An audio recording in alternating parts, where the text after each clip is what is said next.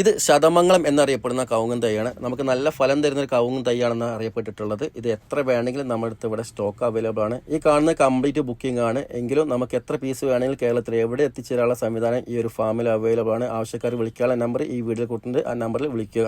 ഞാനിന്ന് വന്നിട്ടുള്ളത് കാസർഗോഡ് ജില്ലയിലെ കുറ്റിക്കോൽ എന്ന സ്ഥലത്ത് സെഞ്ചുറി അഗ്രോ ഫാമിലാണ്. നമ്മുടെ ഫാമിന്റെ ബോസ് കരീം ഭായ് നമ്മുടെ കൂടെ ഉണ്ട്. കരീം ഭായ് എന്താ പറയുന്നത് നമുക്കൊന്ന് കേട്ടുനോക്കാം.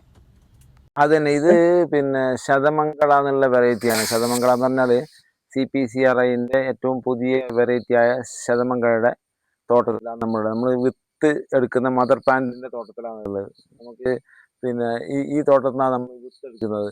ഇതൊരു 11 വർഷമായ പിന്നെ തോട്ടമാണ്. അല്ല ഇതിപ്പോ പിന്നെ ഒരേക്കറിലുള്ളതാണ്. ഒരേക്കറിലുള്ള തോട്ടമാണ്.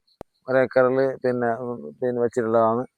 പിന്നെ അതുമല്ല നമുക്ക് നല്ല ആദായം തരുന്ന കവുങ്ങാണ് ശതമംഗള എന്ന് പറഞ്ഞാൽ. അടക്ക നല്ല സൈസുള്ള നല്ല ഉരുണ്ട അടക്കയാണ്, നല്ല സൈസുള്ള. ഇതിപ്പോ നമുക്ക് റെഡി ആയിട്ടില്ല. ഇനിയിപ്പോ 2 മാസം കൂടി വേണം ഒന്ന് പഴുത്ത് പാകമാകാൻ വേണ്ടിയിട്ട്. വിത്തെടുക്കാൻ 2 മാസം കൂടി കഴിയണം. അപ്പോഴേ നമുക്ക് വിത്തെടുക്കാൻ പറ്റും. ഇപ്പൊ നമ്മൾ അതിന്റെ നിങ്ങളിപ്പോ ഇങ്ങോട്ട് വന്ന സ്ഥിതിക്ക് നമ്മൾ കാണിച്ചതേ ഉള്ളൂ. അല്ലാണ്ട് ഇനിയിപ്പോ വിത്തെടുക്കാൻ ഇതെല്ലാം കണ്ടില്ല. നല്ല നല്ല നല്ല നിറഞ്ഞ് കായ്ച്ചിട്ടുള്ള കവുങ്ങാണിത്. ഇതിന്റെ ഡിസ്റ്റൻസ് നിങ്ങൾ ശ്രദ്ധിച്ചിട്ടുണ്ടോ? ഇത് ഈ ശതമംഗലം ഡിസ്റ്റൻസ് ഉണ്ട്, ഇങ്ങനെ കയറി പോവില്ല. നമ്മൾ കാസർഗോഡൻ കവുങ്ങൊക്കെ ആണെങ്കിൽ ഇതിന്റെ ഇതുണ്ടല്ലോ, ഈ പാള വരുന്നതിന് ഡിസ്റ്റൻസ് നന്ന കൂടി. ഇവിടെ നിന്ന് ഒരു പാള വന്ന് ഞാൻ അടുത്ത പാള അവിടെ വരും. അപ്പൊ അങ്ങനെ ആകുമ്പോൾ ഇപ്പൊ ഈ കവുങ്ങ് പെട്ടെന്ന് കയറി പോകുന്നത്. അപ്പൊ അപ്പുറത്തെ കവുങ്ങ്, എല്ലാ കവുങ്ങും അങ്ങനെ ഒരു കവുങ്ങ് മാത്രമല്ല, എല്ലാ കവുങ്ങും നമുക്ക് ഈ പാള വരുന്ന ഡിസ്റ്റൻസ് നന്ന കുറവാണ്. അപ്പൊ അതുകൊണ്ട് ഈ കവുങ്ങ് അങ്ങനെ മുകളിലോട്ട് കയറി പോവില്ല. ഏത് കവുങ്ങ് എടുത്ത് നോക്കിയാലും നിങ്ങൾക്ക് മനസ്സിലാവും. എന്നാൽ കവുങ്ങ് ഈ ശതമംഗലിന്റെ പ്രത്യേകതയാണ്. നമുക്ക് അതിന്റെ ആ കമ്പ് കയറുന്നതിന്റെ പാള വരുന്നതിന്റെ ഡിസ്റ്റൻസ് നന്ന കുറവായിരിക്കും. നല്ല ആദായം തരുന്നുണ്ട്. നമുക്ക് ഏറ്റവും അധികം ആദായം തരുന്നത് ഒരു 2 വർഷം കൊണ്ടൊക്കെ കായ്ച്ചു കിട്ടുന്നുണ്ട്.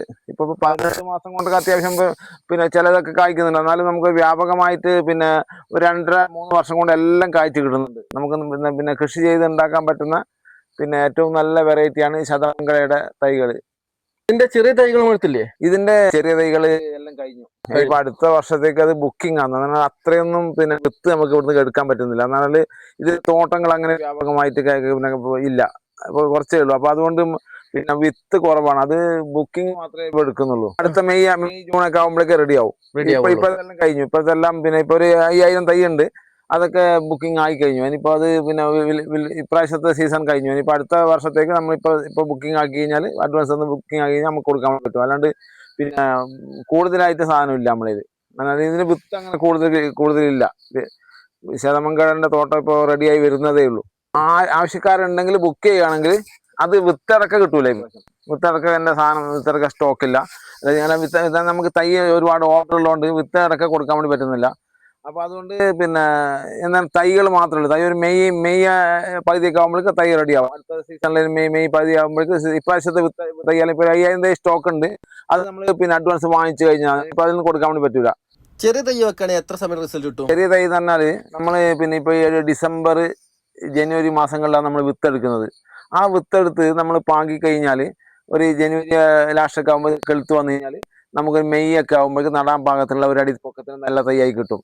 ആ തൈ നടുകയാണെങ്കിൽ നമുക്ക് ആ തൈ നടുകയാണെങ്കിൽ ഒരു 2 വർഷം കൊണ്ടൊക്കെ പൂക്കല വരാൻ വേണ്ടി സ്റ്റാർട്ട് ചെയ്യുന്നുണ്ട്. ഒരു 3 വർഷം ആകുമ്പോൾ എല്ലാം കായ്ച്ചു കിട്ടുന്നുണ്ട്.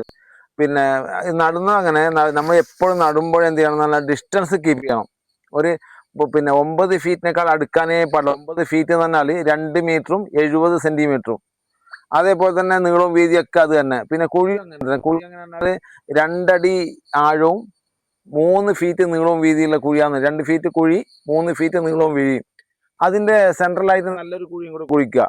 ആ കുഴിയിലാണ് നമ്മൾ നടുന്നത്. കള്ളക്കുഴി അല്ലെങ്കിൽ പിള്ളക്കുഴി എന്നൊക്കെ പറയും. അങ്ങനെയുള്ള കുഴിയാണ് നടുന്നത്. നടുമ്പോൾ നമ്മൾ എന്ത് ചെയ്യണമെന്ന് പറഞ്ഞാൽ ഒരു കൊട്ട ആട്ടും കാഷ്ടോ ചാണകപ്പൊടി എടുക്കുകയാണെങ്കിൽ ഒരു 3-4 ഒരു കൊട്ട, ഒരു ഫൈബർ കൊട്ട എടുക്കുകയാണെങ്കിൽ 4-5 ഒരു 400 ഗ്രാം എല്ലുപൊടി, ഒരു 150 ഗ്രാം വേപ്പ് മണ്ണാക്ക്, അത്ര നമ്മൾ അടിവളം ചേർത്ത് നട്ടു കൊടുത്തു കഴിഞ്ഞാൽ നട്ടതിന് ശേഷം 2 അടി കുഴി ഉണ്ടല്ലോ, അത് അങ്ങനെ തന്നെ വേണം, ഒട്ടും നികത്താൻ പാടില്ല. ഈ 2 അടി കുഴിയിലേക്ക് ശരിക്കും പച്ചിലകൾ കരിയിലകളൊക്കെ വെട്ടിയിടുക.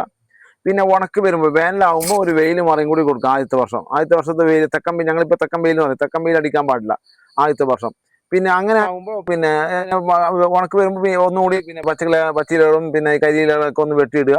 അതിൽ ഒരു വെയിൽ മറയും കൂടി കൊടുത്തു കഴിഞ്ഞാൽ പിന്നെ ആ സമയത്ത് നന കൊടുക്കുന്ന കവുങ്ങാണെങ്കിൽ നമുക്ക് ഒരു 2 മാസം 2-2.5 മാസം ഇടവിട്ട് നമുക്ക് പിന്നെ വളങ്ങളൊക്കെ ചേർത്ത് കൊടുക്കാം. വളങ്ങൾ എന്ന് പറഞ്ഞാൽ ആദ്യത്തെ ഒരു 3 വർഷം ഉണ്ട് നല്ല പരിചരണം കൊടുക്കണം, എന്നാലേ നമുക്ക് പെട്ടെന്ന് റിസൾട്ട് ഉണ്ടാവും. പിന്നെ പെട്ടെന്ന് റിസൾട്ട് കാഴ്ച കിട്ടുന്നുണ്ട്. നമ്മൾ എങ്ങനെയാണോ കൈകാര്യം ചെയ്യുക അതുപോലെ ആയിരിക്കും റിസൾട്ട് ഉണ്ടാവുക. അല്ലാണ്ട് പിന്നെ നമ്മൾ പിന്നെ ശ്രദ്ധിച്ചു കഴിഞ്ഞാൽ നല്ല വളങ്ങളൊക്കെ കൃത്യമായിട്ട് കൊടുക്കുകയാണെങ്കിൽ നമുക്ക് 2 വർഷം കൊണ്ട് തന്നെ പൂക്കല വരാൻ വേണ്ടി സ്റ്റാർട്ട് ചെയ്യുന്നുണ്ട്. അടിവളം കൊടുത്തതിന് ശേഷം പിന്നെ വളം കൊടുക്കേണ്ട ആവശ്യമുണ്ട് പിന്നീട്? അടിവളം കൊടുത്തിട്ട് പിന്നെ ഒരു 2-3 മാസം കഴിയുമ്പോൾ പിന്നെ ഒന്ന് തന്നെ pH ബൂസ്റ്റ് ഉണ്ടല്ലോ, pH ബൂസ്റ്റ് അല്ലെങ്കിൽ പച്ച കക്കപ്പൊടി കിട്ടുന്നുണ്ട്, കക്കപ്പൊടി ഒന്ന് വെതറിയതിന് ശേഷം ഇതേപോലെ തന്നെ രണ്ടാമതൊന്നുകൂടി വളം കൊടുക്കുക.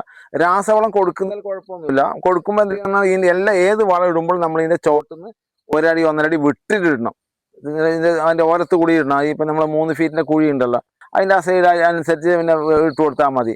പിന്നെ ഇപ്പോഴത്തെ പ്രശ്നം എന്ന് പറഞ്ഞാൽ ഇപ്രാവശ്യം കാസർഗോഡ് മേഖലയിൽ ഭാഗങ്ങളിൽ ഭയങ്കര മഴയാണ്. കാരണം ഇപ്രാവശ്യം പിന്നെ വ്യാപകമായ മഴ എന്ന് പറഞ്ഞാൽ ഒരു ഇടതടവില്ലാത്തൊരു മഴയാണ് ഇപ്രാവശ്യം നമുക്ക് കിട്ടിയത് ഇവിടെ. മെയ് ഒരു 10 ആകുമ്പോൾ തന്നെ ഇപ്രാവശ്യം പിന്നെ ഈ കാസർഗോഡ് ഭാഗങ്ങളിൽ നല്ല മഴയായിരുന്നു. ആ മഴ ഈ സമയം വരെ പെയ്തുകൊണ്ടിരിക്കുകയാണ്. അതിന്റെ ഒരു ബുദ്ധിമുട്ടുണ്ട്. പിന്നെ എന്താ പറയുക, പിന്നെ ഈ പൊഴിച്ചിലുണ്ടല്ലോ, മഹാകാളി എന്നുള്ള ഒരു രോഗത്തിന്റെ പൊഴിച്ചിലുണ്ട്. ഇതൊക്കെ എന്ന് പറഞ്ഞാൽ 7 പ്രാവശ്യം മരുന്നടിച്ചത്. ഇപ്രാവശ്യം 7 പ്രാവശ്യം മരുന്നടിച്ചിട്ടാണ് ഇപ്പൊ ഇത്രയും നമുക്ക് ഇതിനെ നിർത്തിക്കാൻ വേണ്ടി പറ്റിയത്. മരുന്നടിച്ചതാണോ ഇത് പിന്നെ ഇത് ഡോളോമെറ്റ് ഇട്ടതാണ്. ഡോളോമെറ്റ് ഇട്ട് കൊടുത്തതാണ്. ഇനിയിപ്പോ പിന്നെ അതിനെ മരുന്ന് നിങ്ങൾ കണ്ട്, അതിലെല്ലാം മരുന്ന് കണ്ട്, ആ ഒരു വെളുത്തിലുള്ള സാധനം ഉണ്ടല്ലോ, അത് ചുണ്ണാമ്പും പിന്നെ തുരിശും ഒരു 200 ലിറ്ററിന്റെ ഡ്രമ്മിലേക്ക് ഒരു 2.5 കിലോ പിന്നെ തുരിശ്, ഒരു 3 കിലോ പിന്നെ ചുണ്ണാമ്പ് ചുണ്ണാമ്പ് പിന്നെ പൗഡർ ആക്കിയിട്ട് പിന്നെ അത് രണ്ട് മിക്സ് ആക്കി കൊടുക്കുന്ന 200 ലിറ്ററിലേക്ക് 2.5 കിലോ പിന്നെ മൈച്ചത്തും തുരിശും പിന്നെ 3 കിലോ പിന്നെ ചുണ്ണാമ്പും കൂടിയിട്ടുള്ള മിക്സ് ആണ് നമ്മൾ കൊടുത്തിട്ടുള്ളത്. അതിപ്പോ 7 പ്രാവശ്യം ഇപ്രാവശ്യം ഈ തോട്ടത്തിൽ കൊടുത്തിട്ടുണ്ട്. 7 പ്രാവശ്യം എന്ന് പറഞ്ഞാൽ അത്രയും മഴ എന്ന് പറഞ്ഞാൽ ഇതിന് പൊഴിച്ചില് പിന്നെ ഫംഗസ് വന്നു കഴിഞ്ഞാൽ പിന്നെ ഒന്നും ഒരു രക്ഷയില്ല, എല്ലാം പൊഴിഞ്ഞു പോകും. അപ്പൊ ഇപ്രാവശ്യം അതുകൊണ്ട് നമുക്ക് അത്രയും ട്രീറ്റ്മെന്റ് ചെയ്തുകൊണ്ട് നമുക്ക് ഇത്രയും പിടിച്ച് നിൽക്കാൻ വേണ്ടി പറ്റുക. അങ്ങനത്തെ ഒരു ബുദ്ധിമുട്ടുണ്ട് ഈ മഴ കൂടുമ്പോഴുള്ള ഒരു പിന്നെ പ്രശ്നം. ഇപ്രാവശ്യമാണ് ഏറ്റവും അധികം മഴ കാസർഗോഡ് ഭാഗങ്ങളിൽ, ഏറ്റവും അധികം മഴ. പല തോട്ടങ്ങളും പിന്നെ ഒന്നും കിട്ടാത്ത പോലെ പോയിട്ടുണ്ട്. അങ്ങനെ ശ്രദ്ധിക്കാൻ പറഞ്ഞാൽ മഴ ഒരു ദിവസം പിന്നെ വിട്ടു നിന്നാലേ നമുക്ക് ഈ മരുന്ന് കൊടുക്കാൻ വേണ്ടി പറ്റൂ. കാരണം മഴ ഉണ്ടാവുമ്പോൾ ചെയ്യാൻ പറ്റൂല, മഴ ഉണ്ടാവുമ്പോൾ ചെയ്ത് കഴിഞ്ഞാൽ അതിന് ഗുണം കിട്ടൂല. അപ്പൊ അങ്ങനെ ഒരു ഇടതടവ് ഉണ്ടായിട്ടില്ല ഇപ്രാവശ്യം. ഈ ഒരു 4 മാസമായിട്ട് ഈ കാസർഗോഡ് ഭാഗങ്ങളിൽ എപ്പോഴും മഴയാണ്. ഇപ്പൊ ഇന്ന് പോലും ഇവിടെ മഴ പെയ്തിട്ടുണ്ട് ഇവിടെ. പിന്നെ ചില ആൾക്കാർ എന്ത് ചെയ്യുന്ന പറഞ്ഞാല് ഈ വലിയ പിന്നെ തോട്ടങ്ങളുണ്ടല്ലോ, പഴയകാല 10-70-80 വർഷമായത് പിന്നെ തോട്ടം ഉണ്ടല്ലോ, അങ്ങനെയുള്ള തോട്ടത്തിന് സത്യം പറഞ്ഞാൽ വെട്ടി ഒഴിവാക്കിയിട്ട് റീപ്ലാന്റേഷൻ ചെയ്യുന്നതാണ് നല്ലത്. റീപ്ലാന്റേഷൻ ചെയ്യുമ്പോൾ ഇതുപോലത്തെ ഈ ശതമംഗള പോലത്തെ നന കൊടുക്കാനുള്ള സൗകര്യമുള്ള സ്ഥലമാണെങ്കിൽ ഈ ശതമംഗള പോലത്തെ കവുങ്ങ് വെച്ച് കഴിഞ്ഞാണ്ടല്ലോ നമുക്ക് പിന്നെ ഇതിങ്ങനെ കയറി പോകില്ലല്ലോ. അപ്പൊ അത്യാവശ്യം നമുക്ക് തന്നെ കൈകാര്യം ചെയ്യാം. ഒരു 10-20 വർഷത്തേക്കൊക്കെ നമുക്ക് ഇതിന്റെ മരുന്നടിയും കാര്യങ്ങളൊക്കെ നമുക്ക് തന്നെ ചെയ്യാൻ പറ്റും. അതുകൊണ്ട് നമുക്ക് കുറച്ചും കൂടി ആദായം കൂടുതലായിട്ട് എടുക്കാൻ പറ്റും. ഇതൊക്കെ പിന്നെ പണിക്കാരെ വെച്ച് ചെയ്യുന്നതല്ല. ഇതിപ്പോ ഇതിന്റെ പിന്നെ ഇത് നമ്മളെ തോട്ടമല്ല, നമ്മുടെ പിന്നെ ഒരു സുഹൃത്തിന്റെ തോട്ടമാണ്. അവര് ഞാൻ വിത്തെടുക്കുന്ന തോട്ടമാണത്. അപ്പൊ അവര് സ്വന്തമായിട്ട് തന്നെ ചെയ്യുന്നതാണിത്. അവർ ഈ പിന്നെ മരുന്ന് ഇതിന്റെ ട്രീറ്റ്മെന്റ് ഒക്കെ അവർ സ്വന്തം തന്നെ ചെയ്യുന്നുണ്ട്. അവർക്ക് ഇപ്പൊ ഒരു 11 വർഷമായി. ഇനി ഒരു 10 വർഷമൊക്കെ നമുക്ക് അവർക്ക് തന്നെ ഈ തോട്ടത്തിന് കൈകാര്യം ചെയ്യാൻ വേണ്ടി പറ്റും. വേറെ വെളിയിൽ നിന്നുള്ള പണിക്കാർ ആവശ്യം വരുന്നില്ല.